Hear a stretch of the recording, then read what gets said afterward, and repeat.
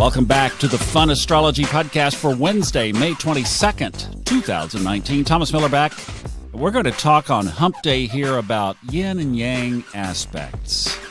We got a couple of them going on, and we'll just pick a couple of these apart really quickly. So one that jumped out at me is a cool aspect between the Ascendant and Jupiter. Now, I've talked mostly on here about some of the planetary aspects and luminary aspects, but I haven't as much the midheaven and the Ascendant. So let's just talk about this one relative to Jupiter for just a second. So the Ascendant is, okay, look at the astrology wheel. At the 9 o'clock position is where the sun rises. The 3 o'clock position is where the sun sets. Up toward the top, noon. Down to the bottom, about midnight. A lot of people don't know that about the astrological chart, especially if you're new to it. So what we call the Ascendant, if you're in astrology conversations, you'll hear people say, what's your sun sign or what's your astrology sign? They're talking about your sun sign, right? That's where your sun was, what sign your sun was in when you were born.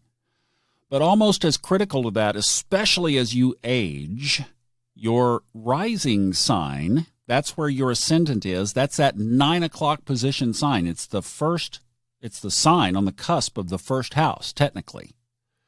That's the who you appear to in the world. Okay? So just my own little situation. I'm a Scorpio sun, but I'm a Gemini rising. So all I do, I've done 2 radio shows today, and now this podcast. I'm a communicator, and that's a big Gemini element. Mercury is in my 6th house. So there's the job. That's your job, and the 10th house is your career. So it all fits together so wonderfully, beautifully well. But the ascendant is how the world sees you. So if you didn't know me and you just observed me, you would say, yeah, that guy's a communicator. He's out there doing 3 podcasts and 2 radio shows now and all this other stuff. And yes, Gemini. I would guess him to be a Gemini. I'm about as far away. In fact, I think Scorpio and Gemini are about as opposite as you can get. So when we're talking about the ascendant, we're talking about you projecting out into the world. And the cool thing is that there's a nice, beautiful trine between the ascendant and Jupiter. Now, Jupiter being in retrograde, that does change things a little bit. So we can't talk about Jupiter in the same way that we would normally.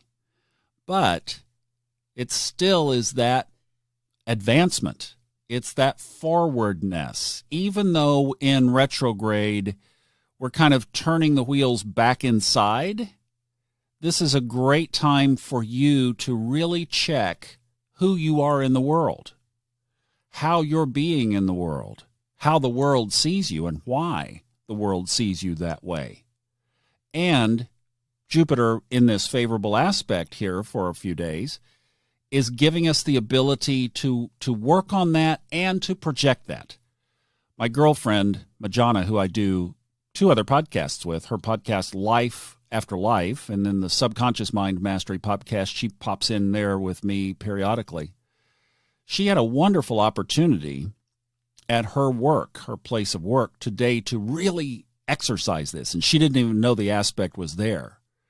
But she's in tune, and she tuned in, and this energy surfaced for her, and she was able to just really stand and speak in some truth, but she was able to be like this really solid foundation amidst some conflict.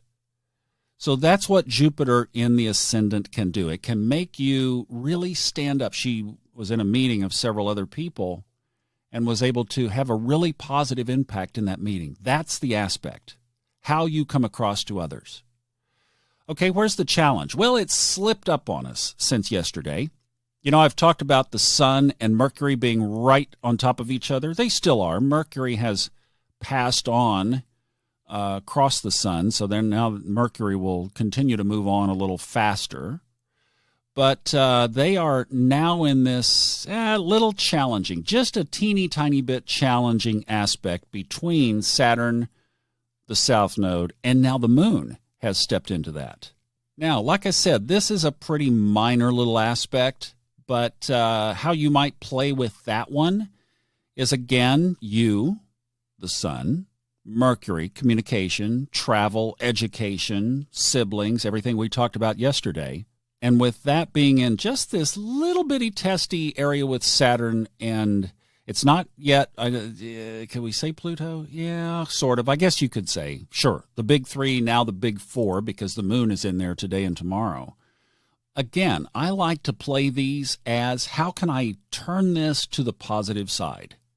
So I would be looking at this from the standpoint of, how can you lay a great foundation, especially in communication? So this is one of those days that you just I think of it like this: plant your feet firmly, shoulder width apart, roll your shoulders back, chin up, head high, speak your truth, but know that you are planted on firm, solid, foundational ground. Don't go jumping off cliffs, and don't go being frivolous and speculative with your communication and with your shining light in the world. Make sure that you have good feet under you for the next couple of days. You'll appreciate that advice. Have a good one. We'll see you mañana.